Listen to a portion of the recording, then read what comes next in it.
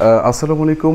আজকে মূলত আমি আপনাদের সামনে কথা বলতে যাব যে আমরা যখন মনিটাইজেশনের জন্য অ্যাপ্লাই করি, তো মনিটাইজেশনের জন্য অ্যাপ্লাই করার পর মনিটাইজেশনের যে তিনটি আপনার পদ্ধতি বা তিনটি ওয়ে, সেই তিনটি ওয়ের লাস্ট স্টেপ হচ্ছে গেট রিভিউড। তো আমরা যখন মনিটাইজেশনের জন্য অ্যাপ্লাই করি, তো অ্যাপ্লাই করার পর প্রথম হচ্ছে টার্মস অ্যান্ড কন্ডিশন। তো এটা কিন্তু আপনার আবেদন করার সাথে সাথেই কিন্তু এটা আপনার ডান হয়ে যায়।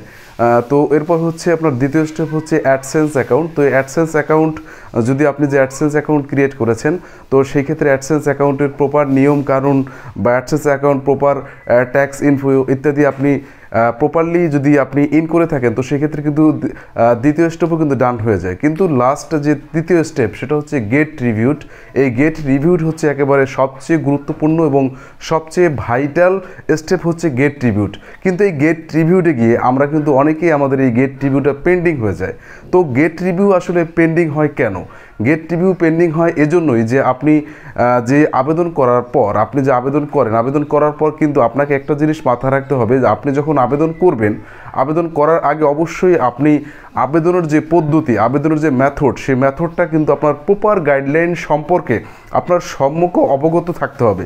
কারণ আপনি মনে করছেন যে আপনি 4000 ওয়াচ টাইম, 4000 ঘন্টা ওয়াচ টাইম পেয়েছেন অথবা 1000 সাবস্ক্রাইবার পেয়েছেন, তো সেক্ষেত্রে কিন্তু আপনি মনিটাইজেশন ক্যাপাবেল হয়েছেন। কিন্তু মনিটাইজেশন ক্যাপাবেল হলেই যে আপনি আবেদন করবেন বা আপনার আবেদন মনিটাইজেশন যে তারা অন করে দিবে, বিষয়টা কিন্তু এরকম নয়। কারণ আপনি মনিটাইজেশনের জন্য আবেদন করার আগে অবশ্যই আপনি আপনার চ্যানেলের যে গুরুত্বপূর্ণ কিছু সেটিংস বা গুরুত্বপূর্ণ যে বিষয়গুলো, সেই বিষয়গুলো কিন্তু আপনাকে মাথায় রাখতে হবে।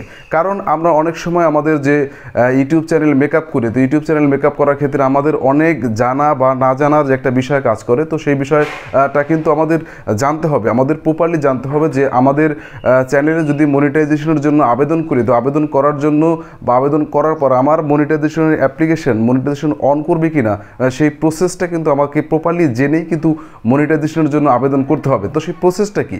যেমন সেই প্রসেসটা হতে হবে, যেমন আপনার যে ভিডিওগুলো আপলোড করেছেন, সেই ভিডিওগুলোর আপনার টাইটেল ঠিক আছে কিনা, আপনার ভিডিওর সাথে সেই টাইটেলগুলো যায় কিনা, আপনি যে হ্যাশট্যাগুলো দিয়েছেন সেই হ্যাশট্যাগুলো আপনার ভিডিওর সাথে অ্যাডজাস্টেড কিনা, এবং আপনি যে থাম্বনেল দিয়েছেন সেই থাম্বনেলটা আপনার মূলত যে ভিডিওকে নিয়ে আপনি ফোকাস করেছেন, সেই ফোকাসিংয়ের ভিত্তিতে কিন্তু সেই থাম্বনেল বানিয়েছেন কিনা, এই বিষয়টা কিন্তু জানা জরুরি। তো আমি যে বিষয়টা কথা বলতে এসেছি বা যে বিষয়টি নিয়ে কথা বলতে যাব, যে আমাদের মনিটাইজেশন অ্যাপ্লিকেশন করার পর যে ফাইনাল যে স্টেপটা গেট রিভিউড, এই গেট রিভিউডে আমাদের স্ট্যাটাসটা কেন পেন্ডিং হয়ে যায়? তো আমাদের স্ট্যাটাসটা পেন্ডিং হয়ে যায় এই জন্যই, কারণ আপনি আপনার চ্যানেলের সব ধরনের ক্রাইটেরিয়া ফিল আপ করার পর আপনি যখন আবেদন করেন, আবেদন করার পর আপনি মনে করেন যে আপনার মনে হচ্ছে যে এই ভিডিওতে আসলে আমি যে চ্যানেলের ক্যাটেগরি ভিডিও বানাই সে এই ভিডিওটা যায় না। তো আপনি আবেদন করার পর কিন্তু সেই ভিডিওটা কাটছাট করেন অথবা থাম্বনেল চেঞ্জ করেন অথবা একটা ভিডিও কেটে দেন।